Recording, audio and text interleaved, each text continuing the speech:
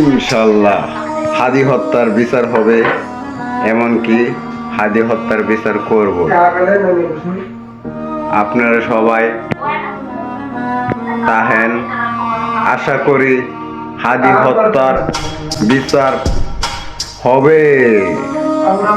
Guys, সবাই এই ভিডিওটা কপি লিংক শেয়ার করে দিবেন, হাদি হত্যার বিচারের সুযোগ করে দিবেন।